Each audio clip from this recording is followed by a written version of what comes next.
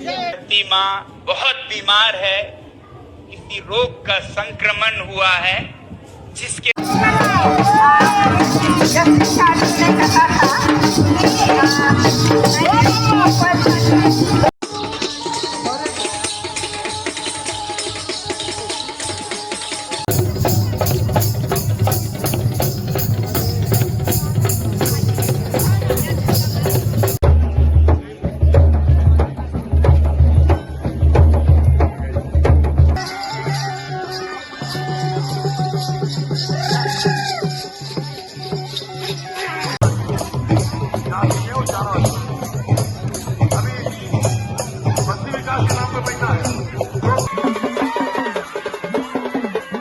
भारत की विविधता में अद्वितीय स्थान रखने वाली आदिवासी संस्कृति का उत्सव 32वां आदिवासी सांस्कृतिक एकता महासम्मेलन 14 और 15 जनवरी 2025 को पानखेड़ा, पिंपलनेर, महाराष्ट्र में बड़े धूमधाम से आयोजित किया गया।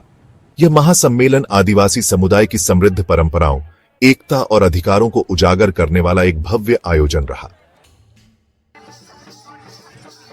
इस 2 दिवसीय आयोजन का उद्देश्य न केवल आदिवासी समुदाय की सांस्कृतिक धरोहर का संरक्षण करना था, बल्कि उनकी एकता को मजबूत करना और विकास के मुद्दों पर विचार विमर्श के लिए मंच प्रदान करना भी था।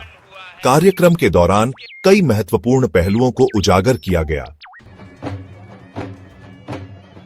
आदिवासी समुदायों के पारंपरिक नृत्य, संगीत और कला के प्रदर्शन ने दर्शकों का मन मोह लिया। ये प्रस्तुतियां आदिवासी संस्कृति की गहराई और उसकी सुंदरता को दर्शाती हैं। पारंपरिक पहनावे और रीति रिवाजों के साथ आयोजित यह महासम्मेलन आदिवासी समुदाय की अद्वितीय पहचान को संरक्षित करने का सशक्त प्रयास था। विभिन्न आदिवासी नेताओं और प्रतिनिधियों ने समुदाय की समस्याओं, एकता और अधिकारों पर चर्चा की। उन्होंने सामाजिक और सांस्कृतिक सशक्तिकरण के लिए समाधान प्रस्तुत किए। इस महासम्मेलन ने अलग अलग आदिवासी समूहों के बीच एकता का संदेश दिया और उन्हें एकजुट होकर अपने अधिकारों के लिए खड़े होने की प्रेरणा दी। इस आयोजन का प्रमुख उद्देश्य आदिवासी संस्कृति और परंपराओं का संरक्षण और संवर्धन करना था।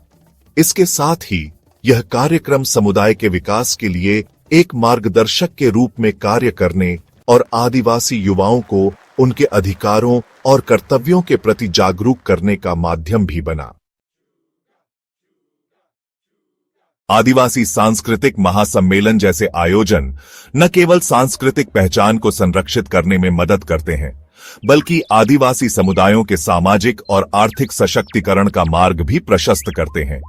यह कार्यक्रम आदिवासी समाज की समृद्ध परंपराओं और उनकी एकता की ताकत का प्रतीक है। 32वां आदिवासी सांस्कृतिक एकता महासम्मेलन भारतीय आदिवासी संस्कृति के गौरव का उत्सव था। इस आयोजन ने समाज को एकता और विकास के महत्व को समझाने के साथ साथ एक बेहतर भविष्य के लिए आदिवासी समुदाय को सशक्त करने का प्रयास किया। इस महासम्मेलन की गूंज न केवल महाराष्ट्र में बल्कि पूरे देश में सुनाई दी और यह आदिवासी संस्कृति के प्रति सम्मान और आदर की भावना को और प्रबल करेगा।